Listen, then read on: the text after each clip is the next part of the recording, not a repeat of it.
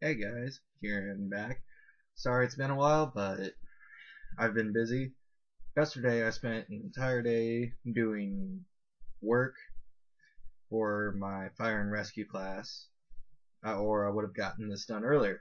So, without further ado, hopefully I can get this video up by the end of today, if not early tomorrow, and probably get another one done. I know I say that a lot and it doesn't happen. It's because things usually turn up.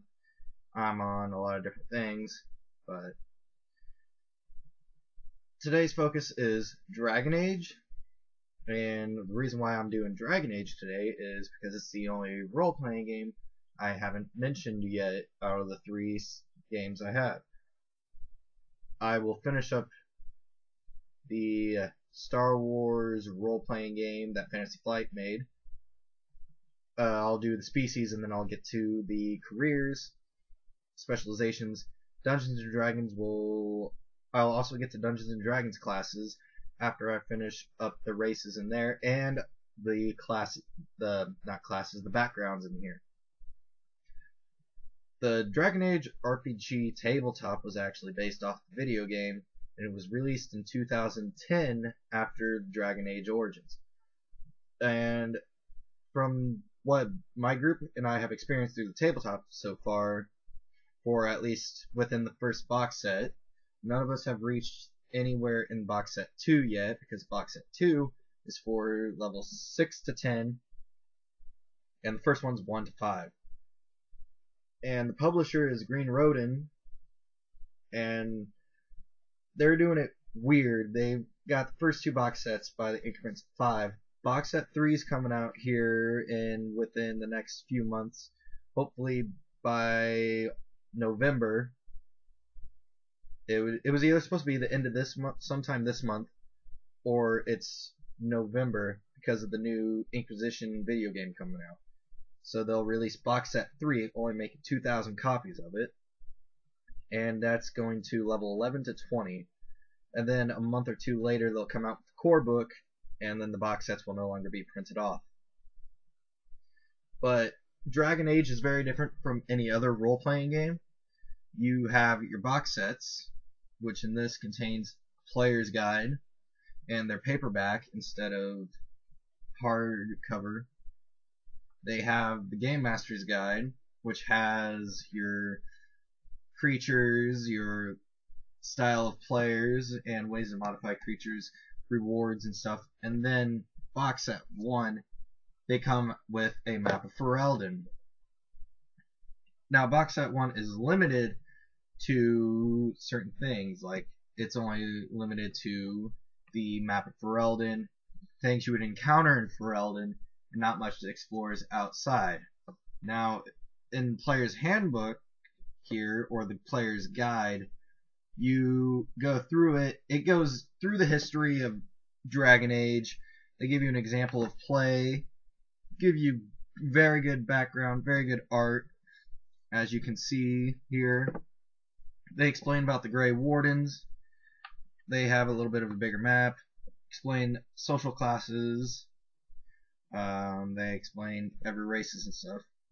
And they even explain dogs like the Mulbari and life in Ferelden. And then there's 8 steps to making a character. Creating a character's concept, determining the abilities, choosing a background, choosing a class, pick equipment, calculate defense and speed, pick a name, choose goals and ties for the character. The difference about this is that even on it says it's a dark fantasy role-playing game. Unlike in Dungeons and Dragons where the players aim to be heroes, they should be just surviving. In this, fighting a great threat, not looking to be heroes or anything. And abilities is weird in this. The system only runs on D6s, so it goes by 3d6 in the roll, and instead of rolling and having that as your actual ability, there's a chart. It goes from 3 to 18. Don't know if you can see it. If I can get it. I'm sorry, but I will name it off from the chart. It goes from a -2 to a 4, and you actually add that to your roll instead of having every 2 is a +1 or minus. Roll 3d6. A 3 is a -2. 4 is a -1. 5 is a -1. 6 through 8 is a 0. 9, 10, 11, 1. 12, 13, 14 are 2s. 15, 16, 17 are 3s. And then 18 is 4. And this will help. Say that you play as a human and you roll to do a heavy blades, which is like a long sword, a bastard sword, or a two-handed sword. You will actually add your strength modifier, or your strength ability, I should say, not modifier, strength ability, and then if you have a focus, it'll give you a +2, and that will help your overall roll versus the defense. And there's a whole bunch of things. Set 1 includes the focuses, and there's communication, constitution, cunning, dexterity, magic, perception, strength, and willpower. And this is the randomized form as well. In box set 2, you are given 10 points to distribute amongst your abilities, and you can move your ability up to 3 and can't go over 4, and you have to spend all your points. But I think randomization would be the best because you'll get more than 10 points out of it. And another crucial thing about doing a randomized roll is you actually have to go straight down. Like, I roll and say I get the 18 in communications, I roll again and I get a -2. It has to go into constitution until I finish up the entire roll. Then I can pick 2 of them. Say I want to switch my communications with my constitution. I flip them. Now my communications is a -2 and my constitution's 4. You can only do that once. So it's a very brutal creation. Next, I believe, is your background. And picking a background can affect how a player responds or how the player is treated. Like, an apostate mage would be treated differently from a circle mage. And it also gives you different benefits. And another thing is, mage can't be a dwarf because dwarves can't cast magic, but are also resistant to it. And when you're picking a circle mage or an apostate mage background, you gotta pick between elf or human, and then you roll 2d6, and then depending on the chart, like right here, 2 is a cunning, I'm gonna go off of elves. 2 is a cunning, +1. 3 or 4 you get to speak Elven. Roll 5, cunning, cultural lore. 6, willpower, self-discipline, focus. 7 or 8, +1 magic. 9, dexterity, stealth, focus. 10, 11, +1 dexterity, and 12, weapon group, bows. And then human, it would be different results. Some of them might share the same, like 7, 8 will give a +1 magic since they are mages. And then depending on each background, you get a different focus or bonus. As playing an apostate, you get a 1 willpower bonus to fend off demons. To pick 1 focus of a cunning natural lore or a willpower self-discipline. You choose whether your character is human or elf. You can speak trade tongue and take the mage class since you are picking an apostate, and you are forced to be a mage. Unlike the Avari, it doesn't say whether it's human or dwarven or any other species. I imagine it would probably be a human because you can only speak the trade tongue. And then you get to choose class of warrior or rogue. And then it has its own chart like everything else. So far that I've seen through both books, that 2 mage backgrounds are only the apostate and circle mages. Besides that, there's city elf. So you'll be an elf and you can play either warrior or rogue. You can speak and read trade tongue. And I believe if you roll, okay, never mind. Dalish elf, you either a warrior or a rogue. you can speak the trade tongue, and you can speak Elven. The only reason why someone can speak Elven is that reading Elven is like a forgotten art, and only the keepers can read Elven. There's Ferelden Freeman, and then there's a Surface Dwarf, and that's all in book 1. And there's only one dwarf background, and then box set 2 will cover a lot more of dwarves, and has added 2 backgrounds for Qunari. I'm hoping they add more backgrounds to the Qunari, because there's only 2 backgrounds, and one of them lets you get to pick your gender, and the other one forces you to be male. Then you get to pick your classes, and classes in this work completely different in any other game I have actually played, because you actually start off with a set, and then experience is a giant gap between each level, and it looks like it increases about every 500 experience.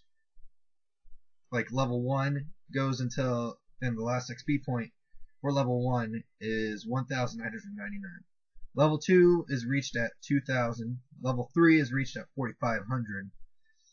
4th level is reached at 7,500. And then the 5th level is reached at 11,000. And then it carries into the next box set, which has a bunch of new focuses, talents, and stuff. Mages get Arcane Lance, and the way how this actually works, since it is based off the video game, you don't have constant source of magic. You actually have mana, and you have to generate it over time. So starting health would be 20 plus Constitution plus 1d6, and then their magic is 10 plus magic plus 1d6, and then you can keep casting spells with it as long as you have an appropriate amount of mana. Arcane Lance will actually allow you to cast from a wand or a staff without using any mana.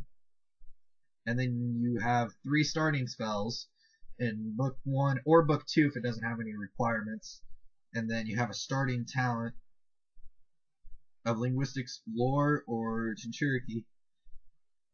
And then some levels give you new spells, some of them give you new talent, or gives you a special ability only to that class. As for mages, it looks like every other level is a new spell, every even level. And another thing about leveling up, every even level you increase a primary ability, and their primary abilities is Cunning, Magic, and Willpower. You also get to pick a focus of your primary to help boost your roll. So, say I need 4 magic for talent I need, and my magic's only 3, and I gain to level 2 or 4, I can put that 1 point into my magic to increase it to the point I need the talent. When I get to the level, say I level 2, get it, level 4, I can pick the talent that needs 4 magic, and then I also get a focus that relates to it, and say that you want to make your character more of a history lore or a different kind of lore. So I would probably pick some kind of cunning lore, and that will help my mage in understanding history or whatever. And then weapon groups is brawling and stabs, and if you don't have a bonus to it, you'll get a negative penalty to it. Rogues, they get Constitution. Nope, never mind. That's secondary. Communication, Dexterity, Perception as their primary. They get 25 plus Constitution plus 1d6. They have bows, brawling, light blades, and stabs. Another thing about leveling up, every odd level you get to pick one of your primaries, which is the other 4 that are not in there. So if I level up, I have to put a point in the Cunning, Magic, Constitution, Strength, or Willpower for playing a rogue. Say I need a certain strength in order to dual wield, I'll put a point into Strength. Then I gotta pick a focus of any of the 4, and usually focuses I want to do for that is either some strength attribute, physically do it, or put it into willpower to resist some kind of magical spells. And every time you level up, you just add Constitution plus 1d6, unless you're, and then same thing for mages, only for mana you add 1d6 plus magic. Rogues start with backstab, which you can make a dexterity stealth versus their perception seen. If you win the test, use your major action this round to backstab him. Melee attack with a +2 bonus to your attack that inflicts an extra 1d6 damage. You cannot backstab an enemy that you begin your turn next to, adjacent to. Level 4, it says at level 4 you can do it and be next to him, I believe. You can do that. And then they get Rogue's Armor. You are home in leather armor. You ignore the armor penalties of leather armor altogether to affect neither your speed or your dexterity. The way armor works in this is, heavier the armor, it can do both to your dexterity and speed. But if you have armor training, it'll only take it to your speed, and you can still use your dexterity. And then you get a starting talent, novice in one of the following, which is contacts, scouting, or thievery. Warrior is probably the most versatile through armor and weapons, but they don't get many abilities. They get more focuses. Well, they get more talents, focuses, and more weapon groups instead of special abilities like the Rogue's Backstab. Their primary abilities is Constitution, Dexterity, and Strength. And then their starting health is 30 plus Constitution plus 1d6. Now their weapon groups is Brawling plus any 3 of the following: axes, bludgeoning, bows, heavy blades, light blades, spears, and staves. So, like in level 4, they get a new weapon group, so they can be trained in another weapon. Say I'm trained in brawling, axes, heavy blades, and bows. I can pick up spears and use them as a backup. Now here is where everything falls into place, and your starting equipment, and then you got to purchase the rest. You get a backpack, traveler's garb, water skin, and then now it comes down to special classes, special items for your classes.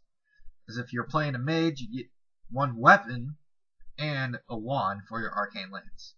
If you are a rogue, you get light leather armor and 2 weapons. It can be a short sword and a bow, or any other 2 weapons. If you are a warrior, you get heavy leather armor and 3 weapons, because they get to pick 4 different weapons stuff, 4 different groups of weapons. If you choose a bow or crossbow, you get a quiver and 20 arrows or bolts. If you have a weapon and shield talent, you get a medium shield. So far, the warrior is the only one that gets the starting talent, because you get to pick starting talent for it. You are a novice in 2 of the following talents: archery style, dual weapon style, single weapon style, throwing weapon style, 2 hammer style, or weapon and shield style. You also start novice and armor training. So you ignore all penalties and dexterity checks from leather to mail. Okay. You start with 50 plus 3d6 silver pieces. Now your speed varies on your race, and your defense is 10 plus dexterity plus shield if you have a shield. Your speed, depending on your race, dwarf is 8 plus dexterity minus armor penalty. Elf is 12 plus dex minus armor, and then human is 10 plus dex minus armor. And then they give off examples of names depending on your background. And then you have your ties. And then weapons and stuff all vary on depending on what you're getting. I will shortly go over the book 2 backgrounds, but I won't name the bonuses. I will go into each background separately, except for maybe the apostate, because I named off pretty much everything. For this, I will go over the backgrounds in Grey Warden, since in book 2 it explains how to join the Grey Wardens, and then this also focuses everywhere else in Thetis. This is the player's guide. Game Master's Guide, and then what also comes with this is a map of everywhere else but Ferelden, other known as Thetis. You got Free Marches, which is in Dragon Age 2, Antiva, Riven, and then you have also the land of where the Qunari came from, Paravalon. Sorry if I butchered that, but it explains more in here. I don't suggest sending anything out of book 2 to anyone that's just starting, because there's a lot of stuff in here that would seem really overpowered compared to book 1. And this book, as I said before, focuses on becoming a Grey Warden, and it goes a lot into Dwarven background. And it also goes into Qunari's. You can also buy background benefits, as I said before, with 10 points and abilities. You have 3 points for your background, and you can spend 2 to increase 1 ability, and then you have 1 to increase on a focus, or you can spend all 3 on a focus, or spend 2 on an ability and 1 on a focus. You have your Antivo Wayfarer, Tracine Wilder, Dwarf Duster, Ferelden Craftsman, Free Marches Bergerer, Highborn Dwarf, and then you have your Lowborn Dwarf, Navaran Adventurer, and then I believe there's one more, Orlaean Exile. I believe this is a Dwarven background that you can do, and then because you've been exiled of Orlais, like in Dragon Age Origins, if you pick the Dwarven background for, I believe, Highborn. And then here comes the two backgrounds for Qunari. Qunari Bensad, and then the Tal Vashoth. Now, as I was saying, I hope they add more Qunari backgrounds, because Tal Vashoth is the only one you can pick your gender instead of the other one, because you're automatically forced to be male, because it's military. There's one downside to being a Qunari. You get a -1 penalty to all your ability tests against resisting magic, since they are weak to magic. And your speed is 10 plus dex minus armor penalty. And you can pick to be either a warrior or a rogue. As I said, the only 2 mage classes are in book 1, but in book 2 it says if you are a mage from other than Ferelden, you can also pick up another language as part of your background from not being a part of Ferelden. So you have trade language, and then say you're from Orlais, you get the Orlaean language. What another nice thing is about the Dragon Age is the dice system. That you roll 3d6, and if the result generates doubles or triples, you go off a dragon die. Now let me get some dice, if I can find my key to this. Oh, there it is. Is that you have one die that's different from the other 2, or you have a die that you know is your dragon die. Now the dragon die is different and is special. As you can see in my hand, I have 2 white and 1 red. The red is symbolized as the dragon die, and you roll, say, there we go, I got doubles, and then you look at your dragon die if you got doubles. And what this does is it generates your stump points depending on if you get doubles or triples. I got 2 5s, and my red one is a 2, so I generate 2 stump points. Depending if I'm casting a spell or doing an actual combat, I can spend stump points. And it ranges from 1 to 5 for combat. You have your spell stunts, which is 1 to 4. And then there's the dragon die also plays a big role in spellcasting, as if you fail and get a 1 on your dragon die, you must make a willpower self-discipline test. And if you fail it, it has to be the same target number as the spell you're casting. And if you fail it, you go off your dragon die on the magic mishap, which goes 1 to 6. The higher the dragon die on the failed, the worse it gets. Because right here in number 6. As lost in the fade, except a mage must also make a target number 13 willpower, faith, or self-discipline test every 2 minutes to avoid being possessed by a demon or becoming an abomination. So the longer the mage's spirit wanders the fade, the greater the risk a player character who becomes an abomination falls under the GM's control. The player must make a new character. Playing as a mage may look powerful at first, and then once you get into box set 2, if you have box set 2, you get these stunt cards and it'll tell you. And the more advanced the spell, the consequences will be significant if you fail to cast it. All the spells in box set 1 are not dangerous enough to cause a magical mishap. It's just up to the GM. And then you also have your new stunts that were added to box set 2, which is exploration stunts and role-playing stunts, which are used